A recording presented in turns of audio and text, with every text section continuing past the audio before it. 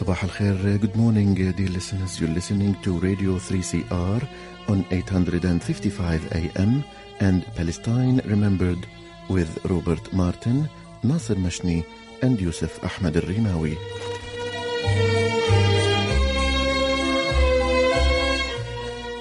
Palestine Remembered is Australia's only English language radio program that is totally dedicated to Palestine. We'd like to welcome those listening on 855 and those that will join us on podcast at 3cr.org.au.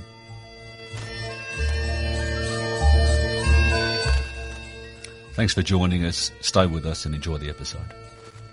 Bringing you the news and views and the untold side of the Palestinian struggle for freedom from a Palestinian perspective. Recently, we interviewed Baha Hillel on an episode that aired on July 3rd. During the interview, Baha stated that 150,000 Palestinians had been murdered by the State of Israel over the past 70 years. This was inaccurate. It is difficult to quantify the exact number of Palestinian deaths since the occupation of all of Palestine began and from when Zionism first came to Palestine. To clarify, how many Palestinian lives have been lost? The answer is simply too many. Good morning, ladies and gentlemen. Welcome to another episode of Palestine Remembered, and we're joined from Canada by Muhannad Ayyash, PhD, a doctor, an academic and activist, a Palestinian born in Silwan, moved to Canada, to a settler colonialist country like Australia when he was 14. He's joining us today to talk about his work. Good morning, Mark. Good morning. It's a pleasure to be with you, Nasser. The honour and pleasure is all ours, Mark. Thank you so very much. We're speaking today because you wrote an article, and we'll put a link to this article in the podcast. It's called The Choices Between Israeli Colonialism versus Decolonial Justice. What's so great about this article is it starts to talk, and our listeners are very aware of our beliefs on this show, that the future looks like a one democratic state with a separation of church and religion and freedom under law and equality for all, regardless of their faith. That this article actually speaks to that tomorrow and moves us away from this concept of one state and two state, and that there could be any sort of restorative justice in that space. Can you take us through your article? So perhaps I'll start by talking a little bit about what motivated me to write this article. Part of the motivation was to make the case that this isn't really about a pro-Israel versus a pro-Palestine issue, that it's not just about these identities per se, and that there is a much more meaningful choice that is presented before us when we're thinking about Palestine and Israel. And that is a choice between a continuation of colonial modernity, a continuation of settler colonialism, a continuation of racist ideology and racist worldviews, versus a transformation into something new, something that would challenge this very long history of colonial modernity that has really brought enormous death and destruction to people all over the world. And that is precisely what is at stake here. What the Palestinian struggle offers is an alternative to that world of colonial modernity, to that world that is Israeli settler colonialism. I really want to make sure that people understand that what is at stake here is not just the liberation of Palestine and Palestinians as a specific racial, ethnic, or national identity, but rather building a new world, building a decolonial world, that what drives Palestinian resistance is not really in opposition to Israel as a Jewish state, but it's an opposition to the idea of an exclusive Jewish sovereignty over the historic land of Palestine, which is an idea that is part and parcel of colonial modernity. So that's why I want to stress that decolonial justice is what is presented as an alternative here, that decolonial justice underpins Palestinian resistance and calls for Palestinian liberation.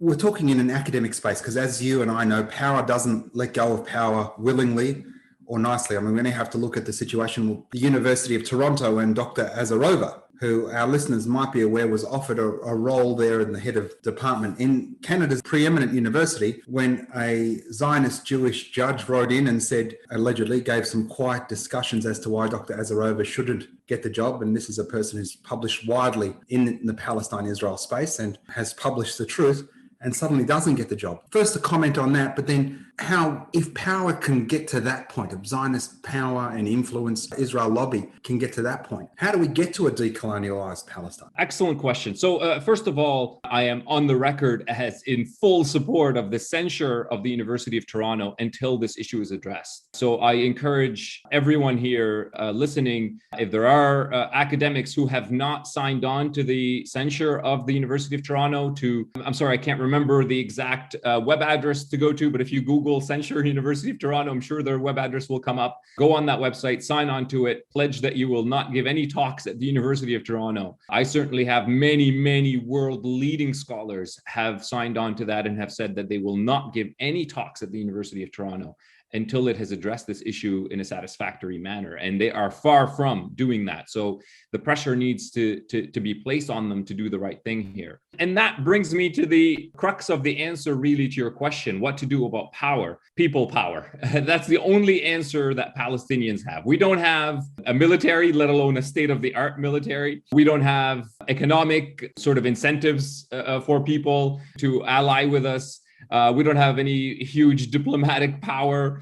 All we have is the justness of our cause and the fact that people across this world understand that the Palestinian struggle is not divorced from their own struggles, whether it is against settler colonialism in places like Australia and Canada, or post-colonial authoritarian regimes in places like Algeria and Egypt, or workers' struggles across the world in Black Lives Matter. All of these struggles understand that what the Palestinian people face in their struggle are the same set of obstacles that they face in their own struggle. And yes, the odds are heavily stacked against us. The power structures that we are going up against are quite strong. It's not just the Israeli lobby, it's the Israeli state power structure. It's alliance with the American imperial power, which is, huge and tremendous. And I understand why many people, when they start to kind of put all of these power structures together,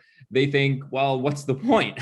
What chance do I have in standing up to them? But change never comes about by just hoping that it will come about. People power can make change, can force change to happen. And so I think that we need a very large collective effort by people in all of their own different locales, in all of their different spaces, to keep putting pressure on their governments, to keep putting pressure on companies to divest from Israel, to join the BDS call to sanction Israel, divest from Israel, boycott Israel. Because pressure is the only way that these states will change their behavior. So we have many examples of that kind of collective grassroots pressure working. I mean, in some sense, the effort to create that censure of the University of Toronto is in some sense a grassroots effort. Yeah, it's led by professors, but professors aren't all that powerful within the landscape of the university. And it takes a lot of professors coming together, along with students and activists and community organizations, to put pressure on university administrators to change their behavior. So it can work. We have, like I said, we have examples of how that can work. And yes, a lot of times it's frustrating. And yes, a lot of times you won't see the success of your efforts or how your efforts lead to change, but it doesn't mean that it's not doing anything. The only answer that I really have to that question of what to do with power is people power. That's all Palestinians have ever had. And it has worked in the sense that we're still there. The main reason why Palestinians remain in Palestine is because of people power. So it's not without its successes, even though, again, the cost is incredibly high and the process is incredibly painful. So I don't try to paint that as a picture of just a heroic resistance.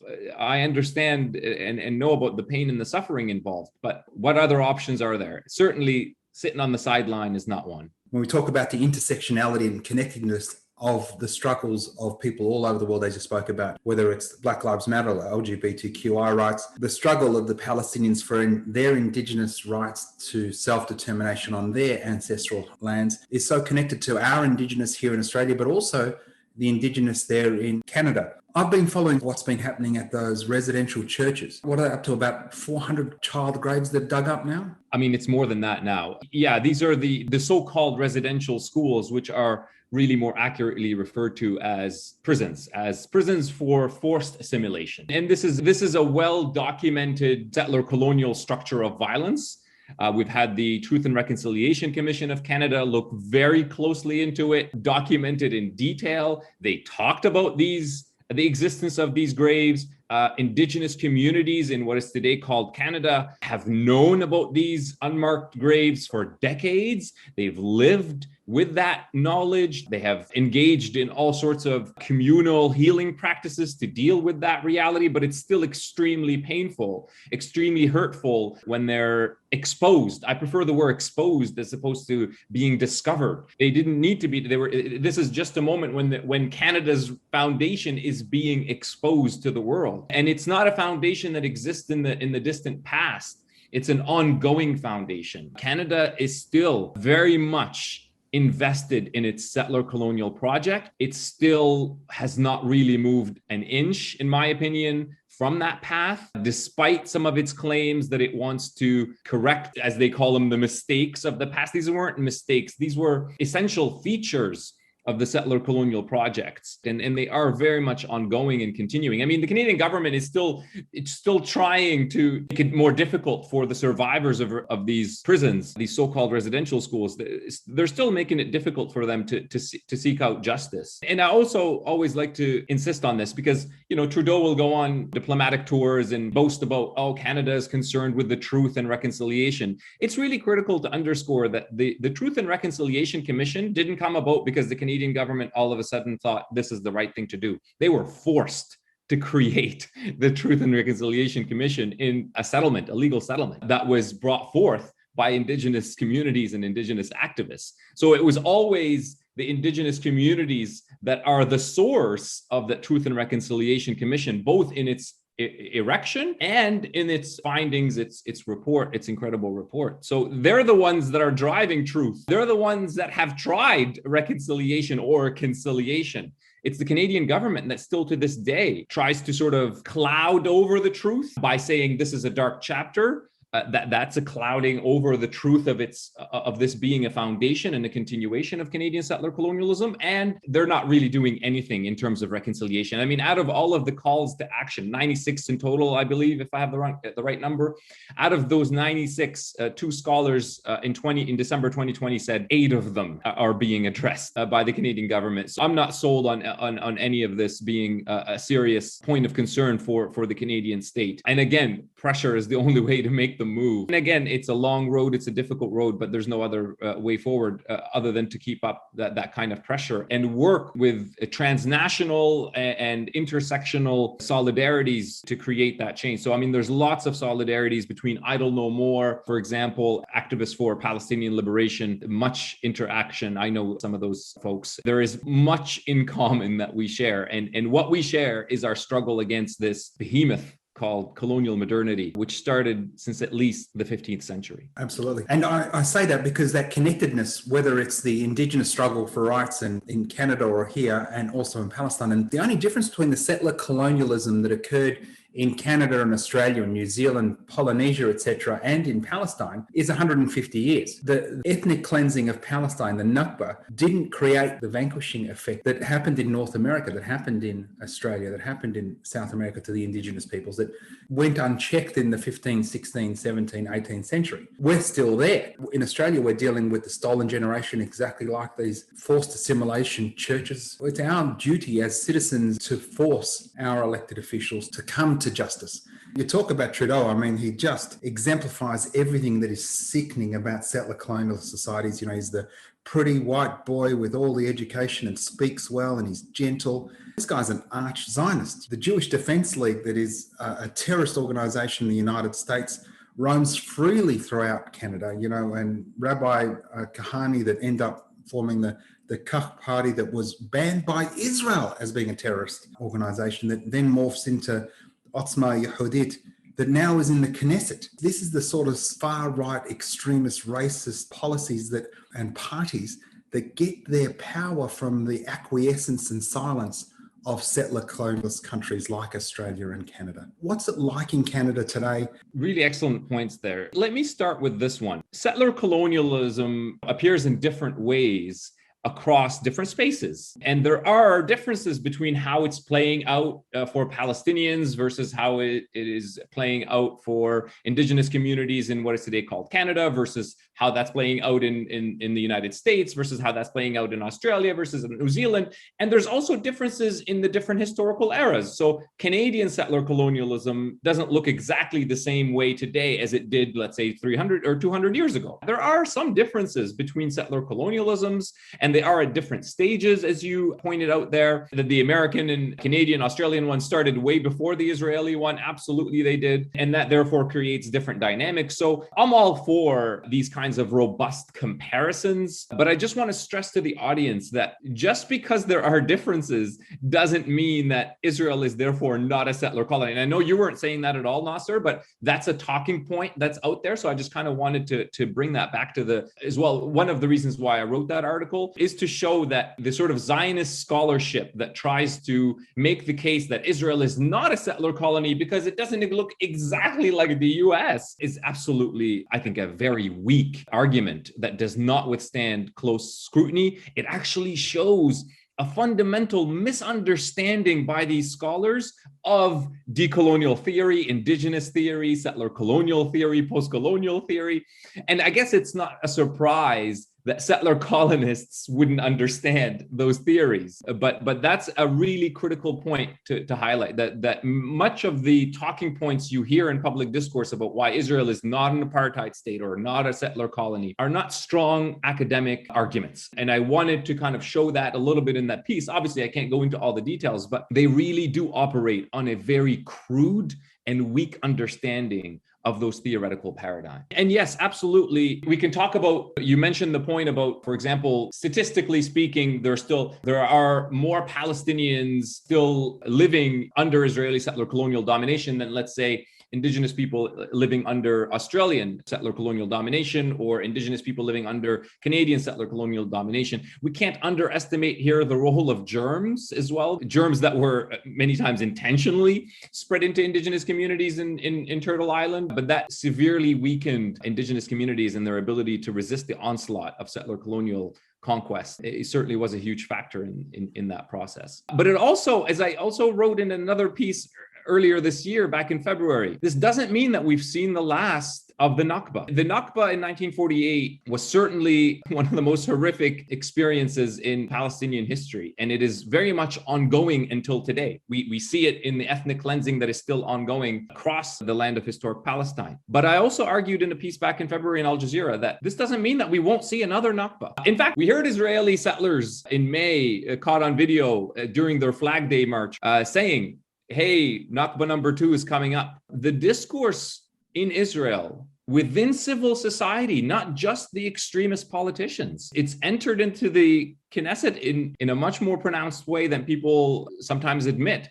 And it's certainly, again, prevalent. It's becoming even more prevalent in Israeli civil society that it's okay to expel and on a mass scale the remaining Palestinians in order to create the land of what they call Greater Israel, where no Palestinians remain, or a small minority, 20 to 30% remain. So that's still the path that Israeli politics is still going on. We can't forget that prior to 1948, many Zionist leaders did want to take the whole piece of land, but they just said it wasn't practical, it wasn't possible. And that led them to just take what they are able to take at that time. But that doesn't mean that they were satisfied with that. They always call, there are quotes from Zionist leaders saying, we'll do it stage by stage. I think I'd have to double check, but I believe David Ben-Gurion has used that term stage by stage. If not him, then it was another prominent Zionist leader. This story is still ongoing of mass expulsion. We don't know that we've seen the last one. And that's why we need to have a strong sense of urgency in addressing this issue, because it's not stagnant. It is, we all know that that famous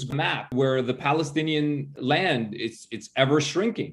That hasn't stopped. There still could be more maps that are even worse. So I just wanted to kind of point that out. And again, that also shows that the foundation of the Israeli state is very much a settler colonial one, because it is still ongoing in its project of eliminating the native and replacing them with settlers. That has not stopped. And so when it comes to Canada and Trudeau, I think you labeled him exactly right. He is very much a Zionist, and seems to me an ideologically committed Zionist. And Canada, on the whole, sometimes will speak a good game, as it were, but in practice, Canadian foreign policy has for a long time been clearly aligned with Israeli state interests and with American imperial interests. And those are all interconnected. These kinds of states do share, along with European states, they do share that colonial foundation, that settler colonial foundation, that imperial foundation, that foundation of colonial modernity. It is a foundation that has been devastating to the majority of the world's population. I don't need to tell Indigenous people, Black people, colonized people from across the world, I don't need to tell them about the ugliness of colonial modernity. They all know it. They all seen it. They all lived it. They all know it and have all lived it. I heard something interesting lately. It was actually on my Twitter feed. She said one of the terms we use when you were trying to round us up in a group noun, if you will, was, perhaps people of color. We should actually start, as people of color, start to refer to ourselves as the people of the global majority. So the people of the global majority are very aware of the evils of colonialism and of Western imperialism and US hegemony. Absolutely. Absolutely, yeah. So as a member of the people of the global majority, you yourself, when we talk about the ongoing Nakba, and there's, whether it was Netanyahu just before the last election or today Naftali Bennett, there's no question annexation's happening and the creeping, ongoing, slow Nakba is continuing, and just making it, I think, that much easier in our job to identify Israel as apartheid. When that annexation occurs, or the creeping annexation of the increased settlements, is to say to people, look, we represent now more than 50% of the people on the land, yet are denied the vote. There's only one word for that. 2 people, 2 sets of laws. That's apartheid. We've got the court case for the Sheikh Jarrah families. That's happening on the 2nd of August. The Palestinians have got no expectations of fair right or hearing in the colonial courts of Israel. Absolutely not. Justice will never be brought to the Palestinians through an Israeli court. Simple as that. We had 2 years ago, the very first in Australia, a Black Palestine Solidarity Conference. It was at Melbourne University. Was run over 3 days. It was chaired by Professor Gary Foley, who's an Indigenous activist and a friend of Palestine for 50 years. And we had people come from all over the world give presentations on the interconnectedness of our struggles. You spoke earlier about that there in Canada. At what stage of organisation is it? Is it increasingly growing? I mean, we've had the Black Lives Matter movement in America actually fully adopt the BDS platform and the whole kit and caboodle. Where are you at in Canada? Very good question. And I think Canada, like other places, like Australia, like the United States, there are some shifts. There are some shifts in the discourse. The ties to BLM are there. The ties to Idle No More are there. The ties to some labor organizing is there. The tie to LGBTQ plus groups is there. So that's there. That's building. Last night, actually, we had the first ever. It was called the Palestine Forum. It was put on by a coalition of Palestinian organizations. We had a member of parliament from the National Democratic Party speak at it.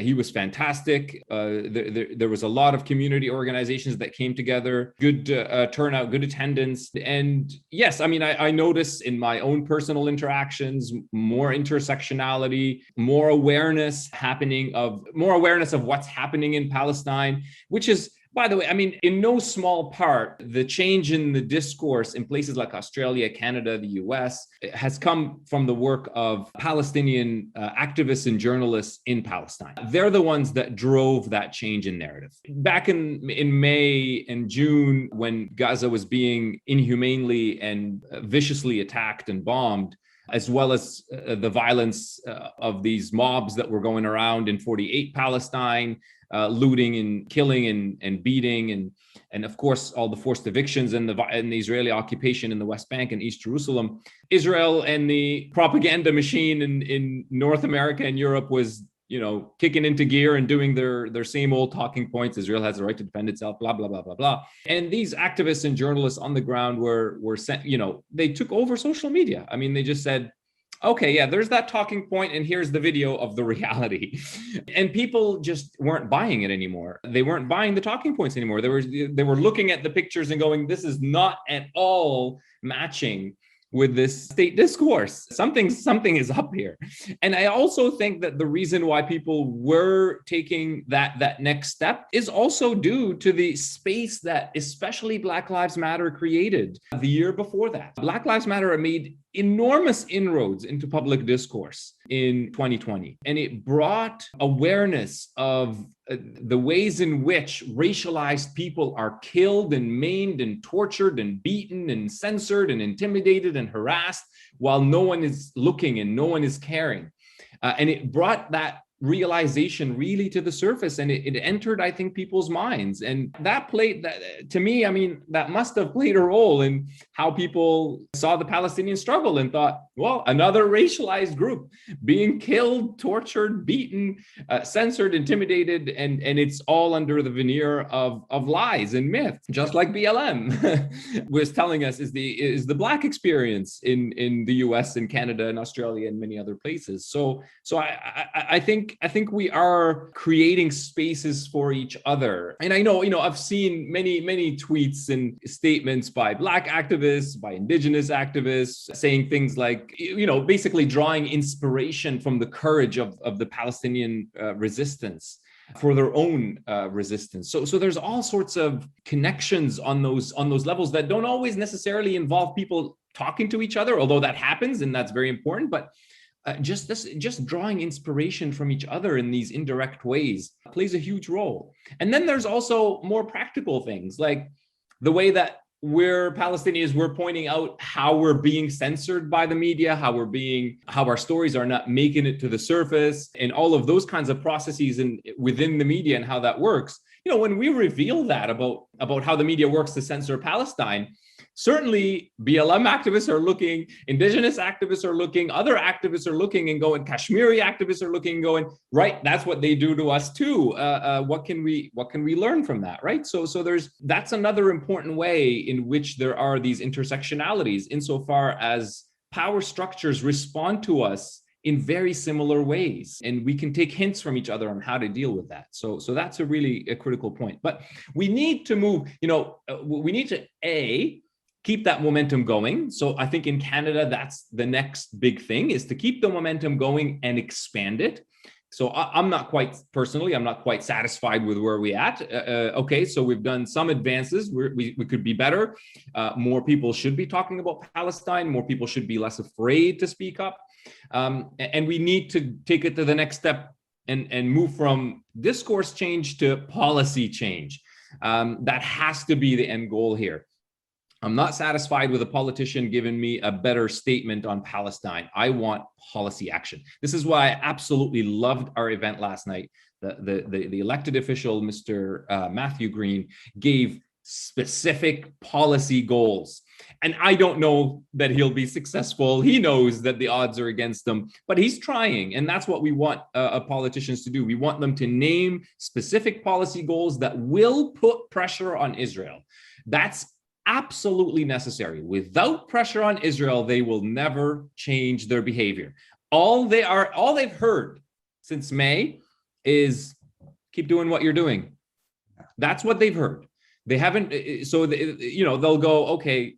Some of the statements from foreign diplomats have been a bit harsher this time than they were last time, but we can live with that. That's a great way to finish, Mark. Thanks so very much, brother, for that. And the website for academics listening is Censure UOFT. So Censure UOFT.ca. I'll put that link in the podcast as well. So if any academics can go and sign on there, it's a wonderful website. Be sure to support that work. And Dr. Muhannad Ayyash, thanks so very much for joining us. And hopefully we get to speak and see you soon. Absolutely, my pleasure. Thank you very much. That was the incredible Dr. Muhannad Ayyash, an incredible Palestinian academic. I'm sure you'll agree. Thanks for listening. Be sure to share the podcast, tell your friends, and remember, there's never been a better time for a free Palestine.